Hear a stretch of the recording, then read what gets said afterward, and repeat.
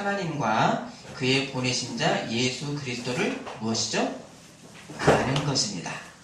하나님과 예수님을 아는 것입니다. 자, 영생은 시간적으로 영원히 사는 그런 어떤 내용, 우리가 1차적 어떤 내용만이 아니라 바로 영생은 뭡니까? 질적인 영생의 내용이 있어야지 참된 영생입니다. 자, 그것이 뭡니까? 바로 하나님을 우리가 아는 것인데, 독생하신 예수님을 통해서 하나님을 아는 생명의 지식인데, 또 이를 알게 하시는 이는 우리 가운데 누구십니까? 누구시죠? 바로 지금은 성령의 시대, 예수님의 영, 성령을 받은 자를 바로 우리를 진리로 인도하시고 바로 성령의 인도입니다. 결국 지금 이 구원 백성이 우리가 지금 누리고 있는 이 영생은 바로 하나님을 알고 하나님의 뜻을 즐거이 사는 사람이 참 영생을 누리고 사는 것입니다. 아멘. 하지만 우리가 이미 받은 영생입니다. 그러나 우리가 옛습관에 매여있는 어린아이의 신앙만으로는, 그러나 영생 안에서의 풍요를 누리지 못하는 풍요 속의 빈곤의 실제를 사는 사람도 있습니다. 하지만 이 청년의 질문에 예수님의 말씀이 의외인 것이, 네가 어찌하여 선한 일을 내게 묻느냐? 선한 이는 오직 한 분 하나님 뿐이시다 라고 하셨습니다. 그러면 하나님 아들 예수님은 선하지 않다는 말씀이신가? 우리가 생각할 수 있지만, 자, 이 청년이 예수님을 어떤 존재로 봤습니까? 바로 랍비여, 위대한 선생님이여 라고 하면서 이 성육신하신 이 하나님을 사람의 위대한 선생님 정도로만 알고 있었던 이 청년의 인식 가운데서 온전한 선은 누구겠습니까? 사람은 없고 오직 하나님뿐이 없습니다. 그 사람의 인식 가운데는 하나님뿐이 선한 분이 없습니다. 자, 청년이 만일 예수님을 구원자로 알았다고 하면 이미 그 사람에게는 영생을 얻은 사람입니다. 자, 그런 것이 성령이 아니고는 예수님을 주라, 구원자라 고백할 수가 없기 때문입니다. 아멘이십니까? 아멘. 그래서 베드로가 예수님 질문에 너희는 나를 누구라 하느냐라고 하는 예수님 질문에 주는 그리스도시요 살아계신 하나님의 아들입니다 라고 이 대답을 듣고 주님 말씀이, 시몬아 네가 복이 있도다. 이를 알게 하신 이는 혈육이 아니요 하늘에 계신 내 아버지시니라 그랬습니다. 자, 예수님을 하나님의 아들이요 구원자로 믿는 것, 여러분 우리가 쉽게 믿었지만 아무나 믿을 수가 없는 것입니다. 자, 이 청년은 예수님을 하나님의 아들로서 구원자로 보는 믿음의 선물을 아직까지는 받지 못했던 그런 상황이었습니다. 자, 그러면 이 예수님이 이 청년에게 가르침에 이 베푸신 것을 통해서 영생을 받은 자의 증거는 어떤 형태로 우리 가운데 나타나는가를 우리가 숙고할 수가 있습니다. 먼저 주님 말씀이 네가 살인하지 말라, 간음, 도둑질, 거짓 증언하지 말고 너의 부모를 공경하라, 그리고 너의 이웃을 너의 몸처럼 사랑하여라 라고 했습니다. 자, 이 사람 간에 지켜야 될 계명을 네가 지켰느냐? 자, 이런 이 사람 간의 삶의 증거들은 그래도 우리가 하나님 사랑하는 것보다는 그래도 좀 비교적으로 좀 명확하게 구분될 수 있는 그런 증거이고 내용입니다.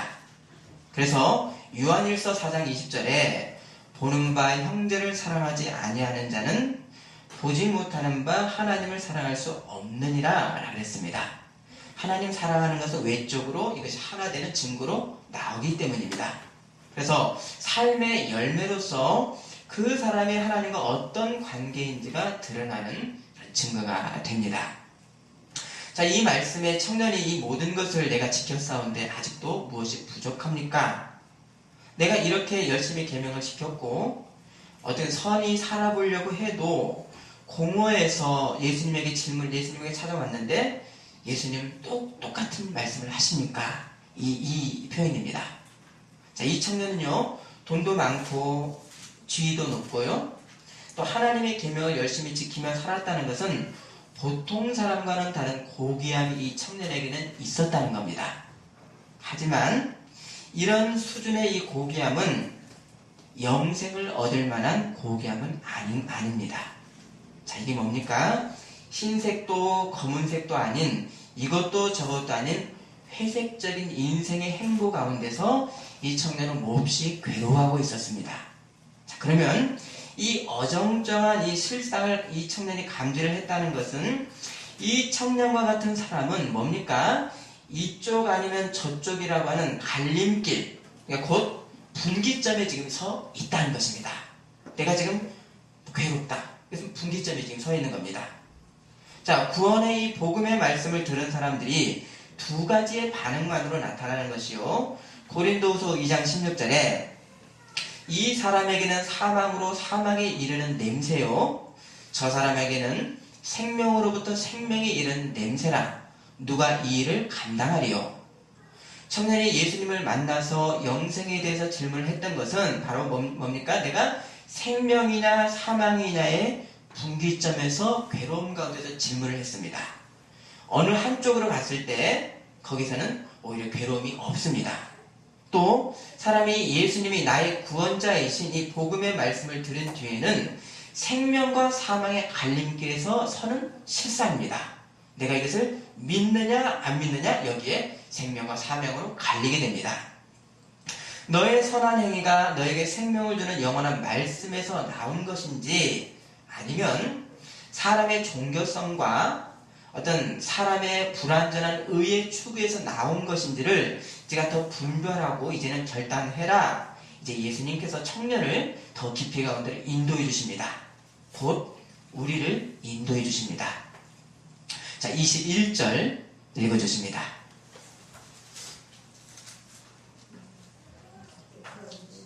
예수께서 이르시되 네가 온전하고 정직해서 내 소리를 따라 듣는 자들에게 있다.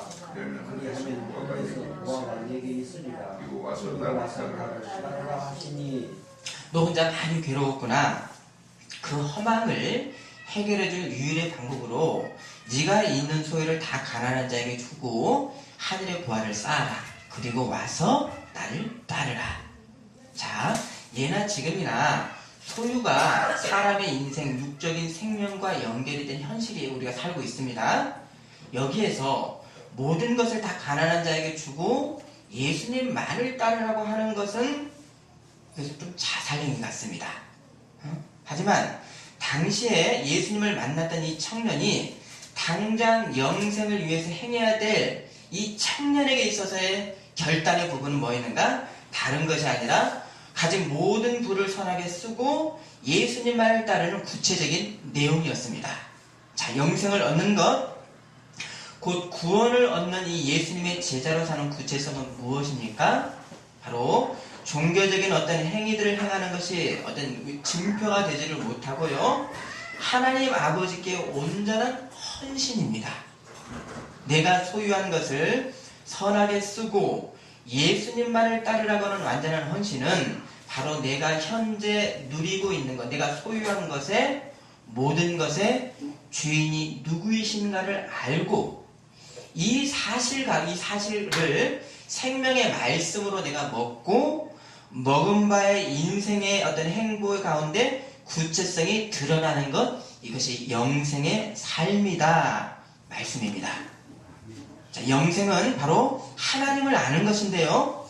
하나님의 소유권이 나 가운데 어떻게 있는가를 알고 잠시 내가 맡은 모든 것을 하나님의 영광을 위해서 사용하는 원칙 아래서 임시의 관리를 하는 인생이 바로 모든 사람의 인생인 것입니다. 아멘이십니까? 이것이 바로 청지기입니다. 누가복음 16장의 불의한 청지기는 주인이 청지기직을 빼앗겠다고 할 때까지는 자기가 누리는 권세와 소유를 내 것이다 라고만 생각을 했었습니다. 그러다가 주인에게 불림을 받고 난 후에 이것이 내 것이 아니었구나를 이제 깨달았습니다. 그리고 겨우 며칠 남겨진 이 청지기 직분 동안 주인에게 빚진 자들을 다 불러 모아서요. 너는 얼마 빚졌느냐? 기름 100마리입니다. 그러면 여기다가 기름 80마리라고 쓰도록 하여라. 너는 얼마 빚졌느냐? 밀 100석입니다. 그럼 여기다 80석이라고 쓰도록 하라고 하면서 주인에게 빚진 이 주인의 소유를 자기 마음대로 문소유제를 했습니다. 자, 그랬는데도 주인은 종을 지혜롭다고 칭찬을 했습니다. 자, 바로 우리가 누리고 있는 모든 소유물의 실상입니다. 임시의 청지기직 아래서 내가 주인의 것인데 내 것으로 잠시 임시의 권리가 주어진 청지기입니다. 그러면서 예수님 말씀이 불의한 재물로 너희가 친구를 사귀라고 했습니다. 우리가 열심히 일을 해서 깨끗한 돈을 벌었지만 이 돈이 나에게까지 오면서 많은 사람들을 거치면서 이 돈에는 사기꾼의 거짓도 묻어 있고요. 또 어떤 사람의 눈물도 묻어 있고요. 심지어는 사람을 죽이고 빼앗았던 돈이 내게 오기까지 하는 돈 자체가 부정한 것인데 이 부정한 것으로 친구를 사귀는 지혜로운 청지기가 되라고 하셨습니다. 청년에게는 매우 직접적인 이 말씀이 너희 많은 재산을 나눠주고 그 후에 나를 따르라고 하는 이 말씀이 지금 우리 각자에게는 어떤 하나님의 말씀으로 여러분에게는 다가오십니까? 바로 원리의 말씀을 주셨습니다. 마태복음 10장 37, 38절에 아버지나 어머니를 나보다 더 사랑하는 자는 내게 합당하지 아니하고 아들이나 딸을 나보다 더 사랑하는 자도 내게 합당하지 아니하며 또 자기 십자가를 지고 나를 따르지 않는 자도 내게 합당하지 아니하니라. 자, 자기 부인, 결국 나는 주인의 것을 대신 관리하는 청지기라고 하는 이 꽉 찬 이 인식 아래서 사는 것이 바로 이 땅에서 풍성히 누리는 영생의 질적 내용인 것입니다. 아멘. 이것의 다른 표현이 뭡니까? 하나님께 온전한 헌신입니다. 청년은 모든 재산을 다 나누라고 했지만 소유 제도 가운데 이 세상을 사는 우리는 어떻게 하는 것이 이 청년이 들었던 말씀에 순종할 것일까요? 신명기 8장 17, 18절에 네가 마음에 이르기를 너의 능력과 너의 손의 힘으로 내가 이 재물을 얻었다 말할 것이라. 너의 하나님 여호와를 기억하라. 그가 너에게 재물 얻을 능력을 주셨음이라.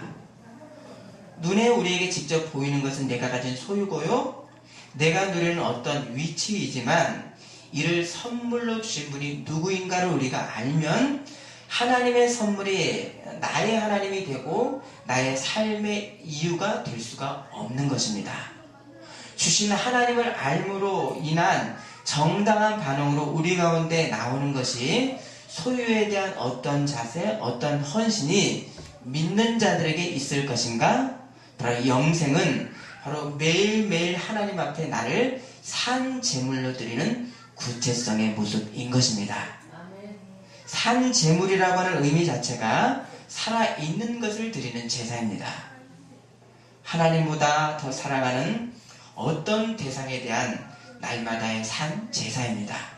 그것을 이 부자 청년은 제물의 산 제사를 드린 후에 이제 주님을 따르라, 하나님의 영광의 인생에 살아나라고 하는 헌신하라고 했습니다.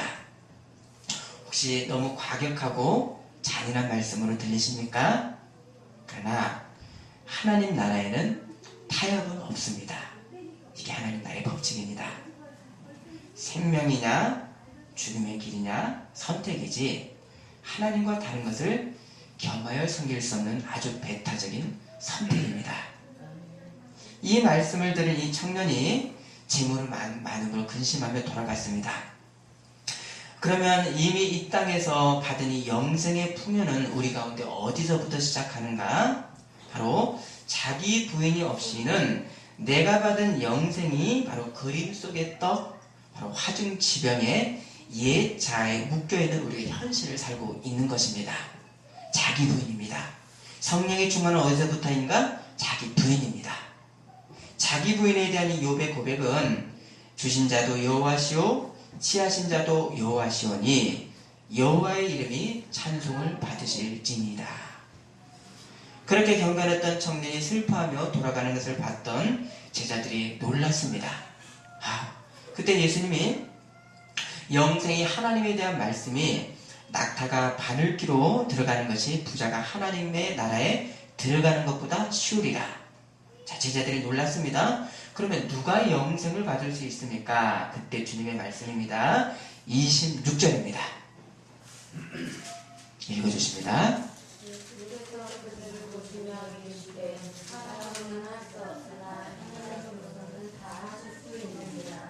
자, 내가 예수님을 믿어야 되겠다라고 우리가 믿었던 것이 아니라 만세전에 하나님이 택하신 자들에게 성령을 주심으로 예수님을 그리스도로 믿고 그 구원자임을 알고 성령으로 고백하는 자라야지. 불가능을 하나님께서 행하게 한 자라야지. 이것이 사람의 의지와 생각으로는 구원의 믿음과 자기 부인의 길을 어느 누구도 갈 수가 없습니다. 하지만 이런 이 자아부인의 이 죽음에서 멈추는 것이 우리는 아닙니다. 이것을 내가 사람이 결코 하는 것이 아니라 성령의 인도를 따라가는 것입니다. 불가능한 것을 성령께서 인도하셔서 가능한 것, 이것을 우리는 따라가는 것입니다.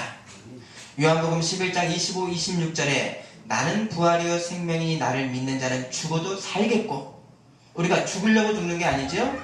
우리는 부활하려고 죽는 것입니다. 아멘이십니까? 아멘. 무릇 살아서 나를 믿는 자는 영원히 죽지 아니하리니, 영원히 살기 위해서 우리가 자아를 부인하는 것이지 내 어떤 사람의 종교적인 열심과 금욕적인 어떤 사람이 아니라 이런 사람이 스스로 거룩해지려고 욕망을 제어하려는 것, 어떤 금욕적인 것, 이것은 영생의 삶이 아닙니다. 이거 종교입니다. 종교. 내가 주님과 함께 죽고 주님과 함께 부활하는 영생입니다.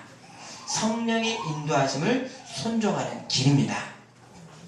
자, 이 영생을 받은 이 믿음의 도리는 바로 한 성령에 의해서 우리 각자의 성도가 우리는 통일적으로 한 성령의 인도를 우리는 받고 있습니다.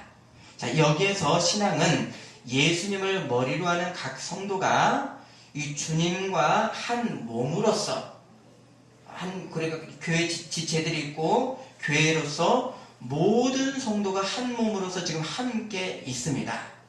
고린도전서 12장 12절과 13절은 몸은 하나인데 많은 지체가 있고 몸의 지체가 많으나 한 몸인가 같이 그리스도도 그러하니라.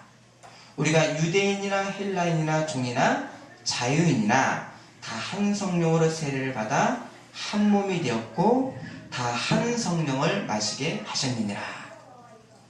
이 주님을 따르는 이 제자에게서 내가 주님과 함께 죽고 다시 사는 이 영생에서 필연적으로 구원 백성이 만나게 되는 것이 있습니다. 그게 뭡니까? 뭐죠? 주님의 교회입니다. 주의 몸된 지체들입니다. 성도들입니다. 원래 교회는 뭡니까? 하나님 나라의 각각의 백성들입니다. 개별의 교회죠? 개별의 교회죠? 개별의 교회죠? 근데 이 각 백성들이 각 지역과 내가 사는 어떤 시대마다 함께 모여서 주님의 한 몸으로 예배하면서 살도록 하나님이 이 땅에 주신 기구가 뭐죠? 바로 지역교회, 로컬 처치입니다. 바로 이 땅의 교회, 이 땅의 교회가 있고요. 지금 모이는 이 땅의 교회가 있고요. 또 이미 지나간 세대에 성도들이 모여있는 하늘에 보이지 않는 교회. 자, 이러함이 교회입니다. 자, 그래서 이 예수님의 한 몸으로서의 하늘의 교회와 이 땅의 모든 교회가 한 몸으로서 생명의 질서는 어떻게 역사할 수 있겠습니까? 수많은 사람들이 어떻게 한 몸으로 역사할 수 있습니까? 교회에 대해서 말씀하신 다음에 고린도전서 12장 다음에 바로 이어지는 말씀이 13장이 바로 무엇이죠? 사랑장입니다. 내가 사람의 방언과 천사의 말을 할지라도 사랑이 없으면 소리나는 구리와 울리는 꽹과리가 되고 내 몸을 불사르게 내어줄지라도 사랑이 없으면 내게 아무 유익이 없느니라. 주의 몸된 교회, 이것이 눈에 보이는 가시적 교회로서 각 지역에 모이는 이 지교회로서 우리 가운데 이렇게 지금 모여 있지만 세상의 모든 교회, 모든 지금 함께 예배드리는 이 교회는 한 몸의 그리스도의 교회입니다. 에베소서 4장 4절에서 6절 우리 한번 찾아보시겠습니다. 말씀 적어놓으시고요. 에베소서 4장 4절에서 6절입니다.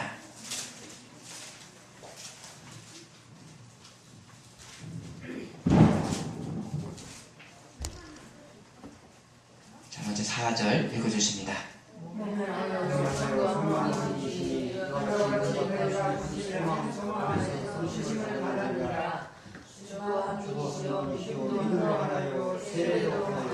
하나님도 한 분이시니 7절입니다. 곧 만유의 아버지시고 만유의 아버지시고 만유에 계시고 만유의 계시고 만유 가운데 계시도다. 우리가 각 사람에게 그리스도의 생명이 분량을 주셨나니. 왜 하나님이 우리 성도, 교회 예수님의 지체 각 성도에게 예수님의 선물의 분량대로 은혜를 주셨겠습니까? 곧 예수님의 몸된 교회를 섬기라고. 곧 뭡니까 이건? 이건 우리가 잘못 오해할 수 있습니다. 모이는 교회만 위해서 충성하라 그래서 결국 해보니까 이건 주님의 몸을 섬기는 것이 아니라 이 교회 모임을 섬기는 그걸로 유도하는 잘못된 가르침들이 있습니다. 이건 우리가 또 유의를 해야 됩니다. 곧 하나님께 영광 돌리라고 은사를 주신 것입니다. 이 은사가 한 몸의 질서로 모이는 한 길, 한 성령의 사랑으로만이 저 사람이 나와 한 몸의 지체로서 내가 어떻게 사랑하며 살아야 되는지에 성령의 인도가 우리 각자에게 있는 것입니다. 여기에는 뭡니까? 각 지체가 다 수준이 다릅니다. 영적으로 어린아이에서부터 장성한 지체들까지, 그러나 한 사랑의 계명으로 한 성령의 역사로 서로 조화하게 됩니다. 이것이 주님의 몸된 교회의 성령의 인도이시며, 또한 각 지체들이 내가 행해야 될 바는 뭡니까? 이 조화를 하려면 어떻게 해야 됩니까? 내가 매일 죽노라라고 하는 자아부인의 연속 선상 안에 우리가 서 있는 것입니다. 이 거룩한 긴장이죠. 그럼 이게 우리 신앙생활 할 때 느슨할 수 없습니다. 이건 거룩한 긴장을 해야 됩니다. 이 거룩한 긴장 또한 영생의 풍성함이 주는 이 즐거움을 우리가 누리면서 성령의 인도를 따르는 성도의 의지적 순종입니다. 모이는 이 교회나 저 교회나 한 주님의 역사인데, 성령은 이 인도의 기준을 어디에 근거해서 역사하실까요? 어디에 근거하십니까? 하나님이 계시해 주신 성경의 말씀을 통해서 역사하지 않고는 이 온 세계와 이 땅의 교회가 하늘의 교회가 어떻게 되겠습니까? 다 흩어지고 찢어지게 됩니다. 성경의 말씀에 의해서만 성령이 역사하시게 됩니다. 이 교회의 통일성, 이 단일성입니다. 이렇게 성도가 성령 안에서, 사랑 안에서 하나 되는 이 교회된 원이치 가운데 우리가 있습니다. 이런 이 주님께 온전한 이 헌신과 사랑이 교회 안에서만 그럼 이루어지겠습니까? 교회 안에서만 이루어지겠습니까? 자, 우리 믿는 사람들이 안 믿는 사람들과 주중에 함께 일하고 함께 삽니다. 그러면 각 이 개별 교회인 이 성도는 안 믿는 세상에서 우리는 어떻게 살아야 되는가? 나는 믿는 자로서, 지체로서, 예수님의 지체로서 어떤 실증의 인생 내용이 나타나야 되는가? 내가 일하고 돈을 벌어도 무엇을 하든지 주께 영광을 위하는 교회 지체 사명 가운데 입각하는 생활일 때 세상에 사는 성도의 생활은 무엇이 되겠습니까? 이것을 어떻게 우리가 표현하죠? 바로 하나님 나라의 일인 것입니다. 아멘이십니까? 믿지 않는 사람들과의 관계 속에서 하나님 나라 백성은 어떻게 살아야 되는가? 예수님 주신 말씀이 이 부자 청년의 질문과 똑같은 질문을 했었던 한 율법사가 예수님에게 내가 어떻게 하면 영생을 얻을 수 있습니까? 시험을 하려고 왔습니다.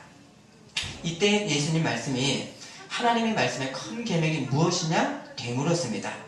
그때 율법사답게 마음과 목숨과 힘을 다하여 주 너의 하나님을 사랑하고 이웃을 자신과 같이 사랑하라고 했습니다. 맞다.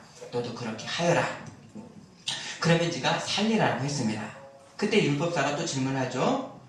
그러면 내 이웃이 도대체 누굽니까? 라고 이웃을 내가 규정할 수 있는 범위를 정해달라고 했습니다. 이때 주님 말씀이 어떤 비유를 하셨죠? 선한 사마리아 사람의 비유입니다. 자, 예루살렘에서 여리고를 가는 길에 유대인이 강도를 만나서 피를 흘리고 죽어가는데 하나님께 제사를 드리는 제사장도 그냥 지나쳐가고 하나님 말씀의 학자인 레위 사람도 그냥 지나쳐 갔습니다.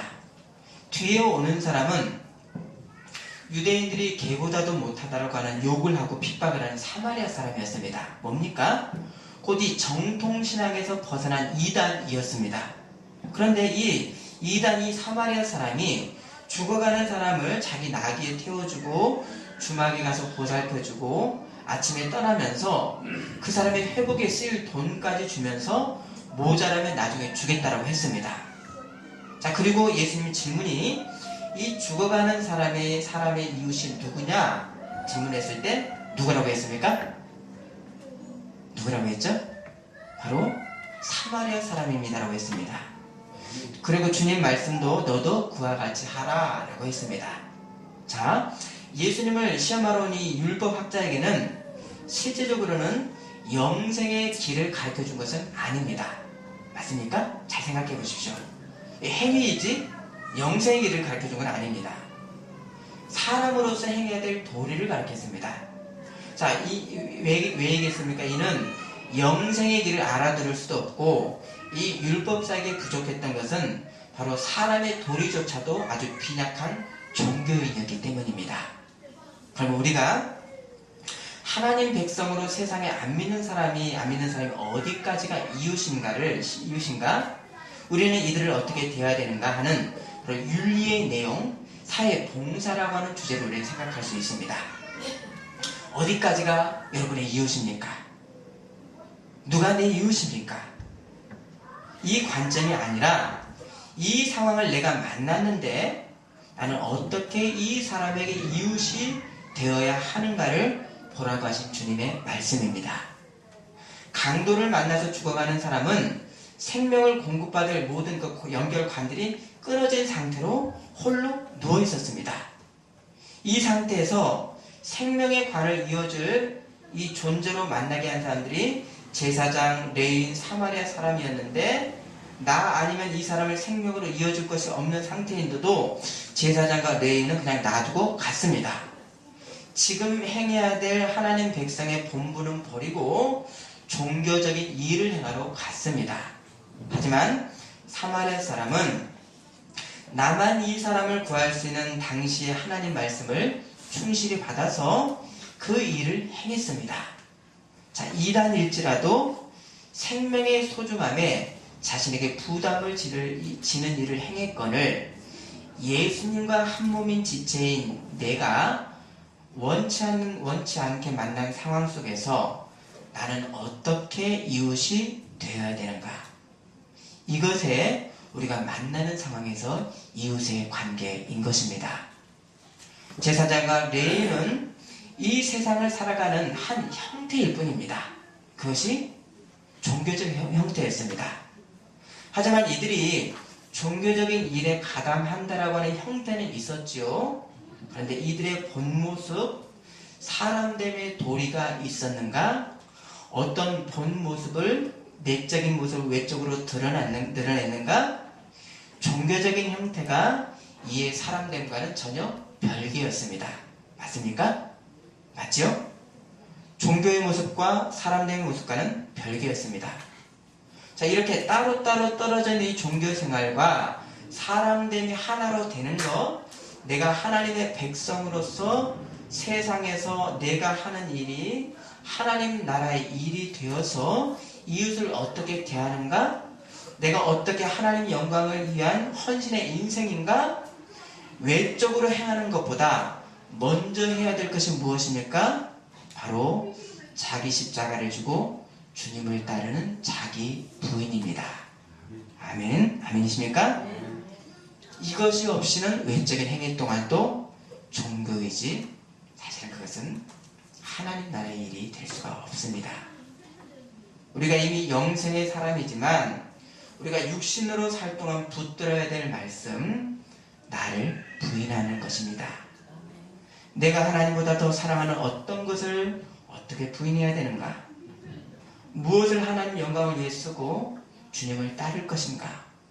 온 교회의 지체들이 다 다른 위치에 있지만 그러나 한 성령이 인도하시는 바로 주께의 영광의 한 방향성을 두는 예수님의 교회의 통일성, 일치성입니다.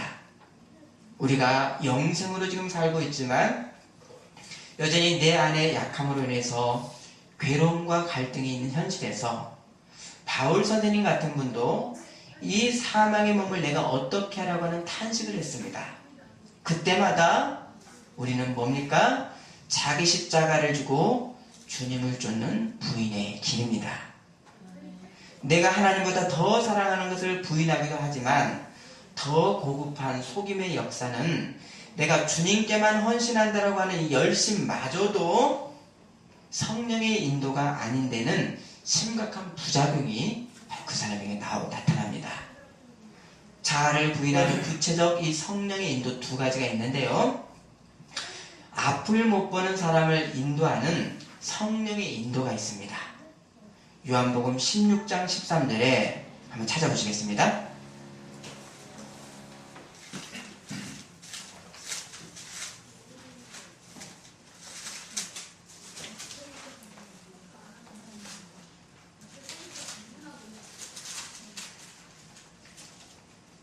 요한복음 16장 13절 읽어주십니다.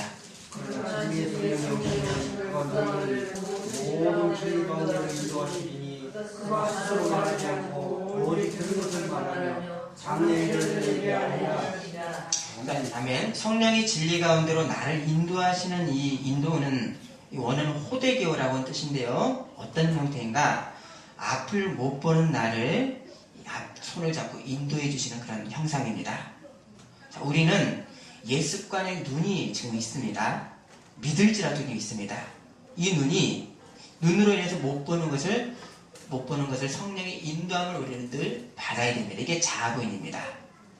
또한 로마서 8장 14절에 무릇 하나님의 영으로 인도함을 받는 사람은 곧 하나님의 아들이라.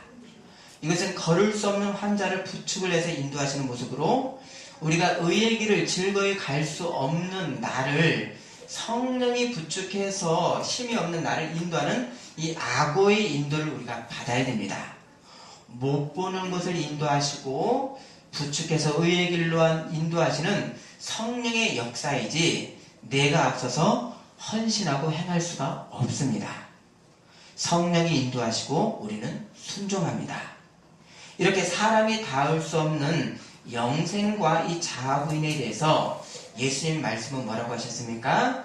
부자가 하나님 나라에 들어가는 것이 낙타가 바늘기로 들어가는 것보다 쉽다. 들어가는 것과 같다. 여러분, 부자라고 하는 것은 우리의 죄성이 하나님보다 더 사랑하는 육의 부요함을 두고 살려는 우리의 욕망입니다. 우리의 어떤 탐욕입니다. 곧 뭡니까? 나의 의지로만은 이건 불가능하다는 겁니다. 그러면서 이 말씀이 사람이 할 수 없는 것을 하나님은 하시나니 곧 하나님보다 더 사랑하는 것을 산 제물로 드리는 하나님 한 분에게 영광 돌리는 길은 내 의지가 아니라 거룩한 성령의 인도를 따라가는 것입니다. 사람으로 불가능한 것을 하나님이 행하시기 때문입니다.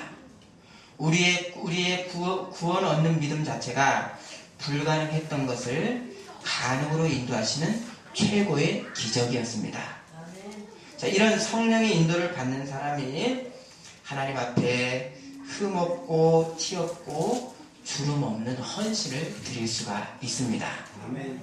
이런 사람이 하는 고백이 뭐겠습니까? 자기 할 일을 다 해놓고도 주님이 칭찬하러 갈 때 뭐라 그랬죠? 나는 무익한 종입니다 라고 했습니다.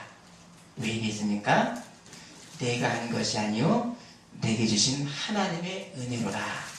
아멘이십니까? 아멘. 헌신의 내용과 우리가 열심에 앞서서 예수님의 지체인 내가 먼저 우선해야 될 것이 무엇인가? 예수님의 품성이 사명보다 우선합니다.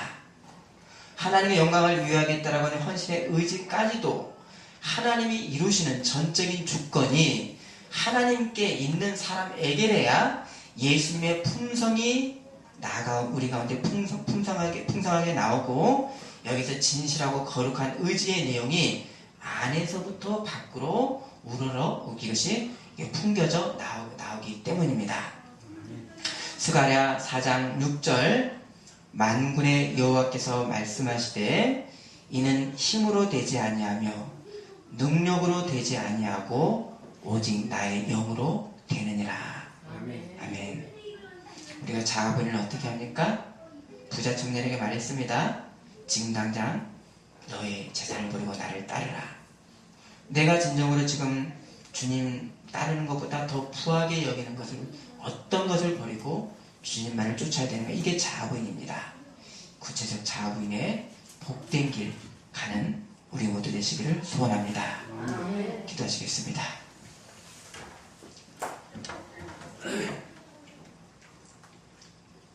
하나님과 재물을 겸하여 섬길 수 없느니라. 하나님보다 형제나 부모나 그 어떤 것도 살아가는 것은 제자의 길에 합당하지 않다고 하신 이 진리의 말씀을 우리가 잘 새기며 생명의 말씀으로 먹고 말씀 가운데 구체적 자부인을 하는 우리의 인생으로 인도하여 주옵소서. 그래야 기쁘고 복된 길로 찬송하며 가는 우리가 될 수 있도록 성령님 인도하여 주옵소서. 예수님 이름으로 기도드립니다. 아멘.